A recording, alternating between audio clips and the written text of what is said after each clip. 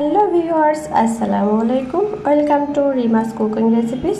তো বন্ধুরা, বাঙালির প্রিয় একটি মজাদার রেসিপি নিয়ে হাজির হয়ে গিয়েছি।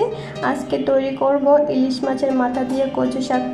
আর এই ইলিশ মাছের মাথা দিয়ে কচু শাক খুব সহজে এবং অল্প সময়ে রান্না করে দেখাবো। আর খেতে হবে দুর্দান্ত। খুবই অল্প মশলা দিয়েই কিন্তু এই কচু শাকটা রান্না করা যায়। তো চলুন কথা না বাড়িয়ে মূল রেসিপিতে চলে যাই। তো এর জন্য আমি এখানে দেখুন এক আটি কচু শাক নিয়েছি, পাতা সহ আমি এই কচু শাকটা নিয়েছি।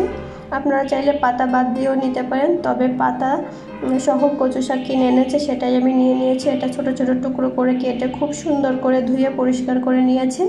এরপর আমি চুলায় কিন্তু কড়াইতে পানি গরম করে কচু শাকটা দিয়ে দিয়েছি। আর গরম পানির ভিতরে কিন্তু লবণ, হলুদ আর মরিচ দিয়ে দিয়েছিলাম। দিয়ে দেখুন কচু শাকটা খুব সুন্দর মতো সেদ্ধ হয়ে গিয়েছে। এখন এটা আমি নামিয়ে নিব। নামিয়ে এখন আমি বাগার দিয়ে দিব। তো খুব সুন্দর করে কিন্তু দেখুন কত সুন্দর করে এটা সেদ্ধ হয়ে গিয়েছে। তো এখানে আমি চুলায় একটি প্যান বসিয়ে দিয়েছি, আর এখানে আমি সরিষার তেল দিয়ে দিয়েছি। ইলিশ মাছের মাথাগুলো প্রথমে ভেজে নিব। আমি এখানে মিডিয়াম সাইজের 2টা ইলিশ মাছের মাথা নিয়ে নিয়েছি। আর এটা এই তেলের ভিতরেই কিন্তু আমি জিরা আর শুকনো মরিচ ফোড়ন দিয়ে দিয়েছি, আর দিয়ে দিয়েছি সামান্য পেঁয়াজ আর রসুন দিয়ে খুব সুন্দর করে ভেজে নিব। আমি একটা সাইডে কিন্তু ইলিশ মাছের মাথাটা সরিয়ে নিয়েছি, আর উঠিয়ে নিব না। আপনারা চাইলে কিন্তু এই পর্যায়ে ইলিশ মাছের মাথাগুলো ভেঙে দিতে পারেন। তো আমি এখানে আস্তই রাখবো, যেহেতু আমাদের বাসায় বাচ্চারা আছে, কাটা হয়ে গেলে খেতে পারবে না, সেজন্য আমি আস্তই রাখবো। তবে ভেঙে দিলে এর টেস্টটা আরও বেশি ভালো আসে। তো কিছুই করার নেই, সবার মন রাখতে হবে, কিন্তু নিজের মতো করে রান্না করলে কিন্তু হবে না, সবার মন জুগিয়ে রান্না করতে হবে। তো বাগারটা এখন আমি দিয়ে দিব।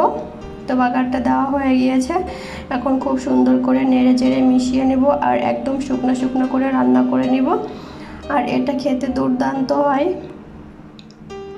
আর অবশ্যই কিন্তু এখানে লবণটা চেক করে নেবেন, লবণের পরিমাণটা ঠিক আছে কিনা। তো এভাবে প্রতিনিয়ত নেড়ে চেড়ে কিন্তু আমি এটা শুকিয়ে নিব। আর এভাবে নরম নরম ভেজা ভেজা থাকলে কিন্তু এর স্বাদটা ভালো হয় না। একদম শুকিয়ে ফেললেই কিন্তু তখন খেতে বেশি মজা হয়। তো আমার রান্না হয়ে গিয়েছে, আর এটা গরম গরম ভাতের সঙ্গে খেতে বেশ অসাধারণ লাগে। তো এখন আমি নামিয়ে পরিবেশন করে দেব। তো দেখুন কতটা সুন্দর হয়েছে। আমার ইলিশ মাছের মাথাগুলো একদম আস্ত আস্তই আছে, আমি কিন্তু ভেঙে দেইনি। তো এভাবে একবার ট্রাই করতে পারেন, আর খেয়ে অবশ্যই জানাবেন কেমন হয়েছে। আর বন্ধুরা, একটা লাইক দিতে কিন্তু ভুলবেন না, কারণ আপনাদের একটা লাইক আর কমেন্টস আমাকে অনেক বেশি উৎসাহিত করে। আমার ভিডিওটি দেখার জন্য সবাইকে অসংখ্য ধন্যবাদ।